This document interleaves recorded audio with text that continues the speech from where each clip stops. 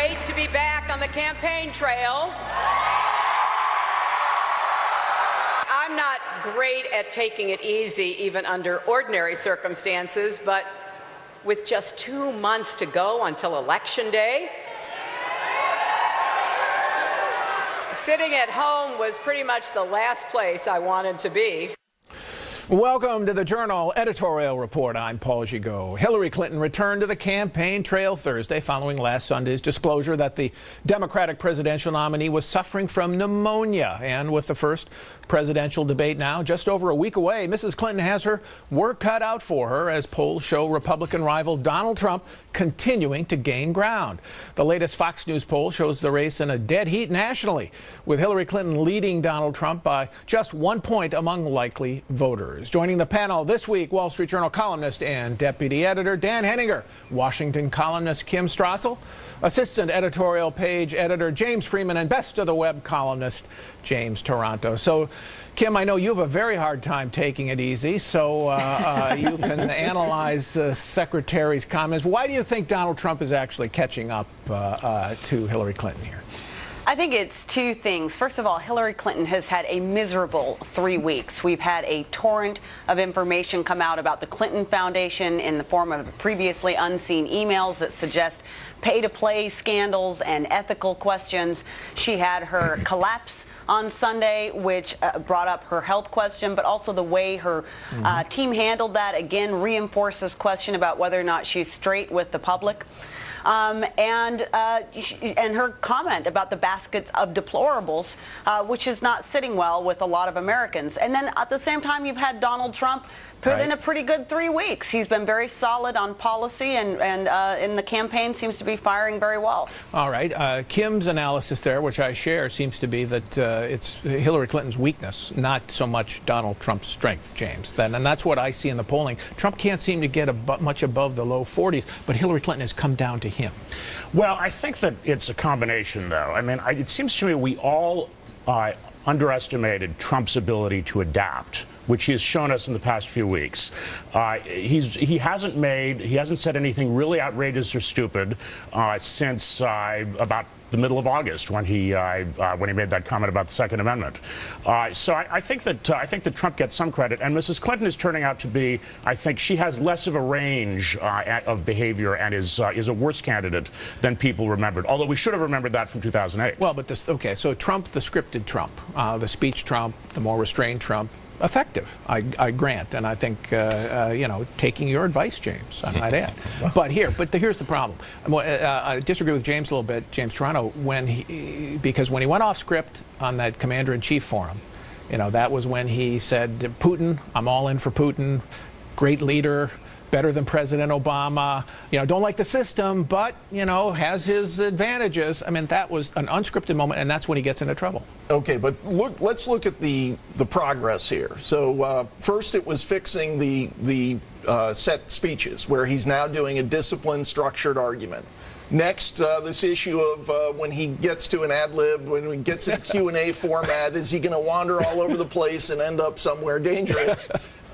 We did see improvement when he was at the New York Economic Club this week. Had a tremendous speech, really Reagan-esque in terms of talking about growth. We're going to talk more about that. But interestingly, in the Q&A afterwards, I think that's where you're also seeing improvement, where it was a little bit meandering. He was wandering around a little, but it wasn't. There were no big gaffes, and it was generally staying on the message of economic growth. All right, Dan, let's talk about the health issues. They both, we know what happened the weekend, and now both candidates issued new documents. Is that enough by your lights to put this to bed? Well, I think in Trump's case, it probably is. I mean, he put out the data on his physical, and a lot of the television stations were rolling through the numbers. I mean, his blood pressure is 116/70. That's pretty much at the low end. His lipids were more or less under control, and everything else appeared to be normal other than his weight. I don't know how much further you can push that issue. Hillary Clinton, on the other hand, is simply under incredible stress, and this awful event that happened to her last Sunday has, I think, tried to put it behind her, but it relates to what Kim's saying, the sense that the public has that she's not quite giving us the straight answer. Well, I guess the question is this release then, what she put out, a couple of pages by her doctor, going to be sufficient? Or should we want more health care evidence, James, from both candidates? Well, certainly that letter, the two-page letter from the doctor, was not enough. What it basically did was talk about this recent illness, the pneumonia, and it had her vital signs. We have gotten very little about her neurological health. And I think you want to know that? I think we need to know that, especially since she injected it essentially into our national dialogue by using it in part to avoid answering questions about her email talking about the concussion. But this history of documented falls, she's not that old. I think she does need to explain. This is not about just last Sunday. Why does this happen? Trump is 70. Why shouldn't he be more forthcoming with? I know he looks healthy, but the truth is, at 70, things happen. How much more do you want? I'd like to know more about his history. If there's anything more that I'd like an independent set of doctors to go in and look at both of their health records and say, yes, what the doctors say is accurate. That's what I'd want. What do you think of that? I just want to point out on this letter from Mrs. Clinton's doctor, it was claimed that Mrs. Clinton has non-contagious bacterial pneumonia. I emailed my doctor and asked her, is there such a thing as non-contagious bacterial pneumonia? And she wrote back and said, I've never heard of a non-contagious pneumonia. I think maybe the reason they're claiming this is, remember, Mrs. Clinton held that photo op while she was still trying to cover up her pneumonia, in which she touched a little girl. She exposed a little girl to an infectious disease for the sake of a photo op aimed at lying to the American people. That's sociopathic. Sociopathic. Okay. All right.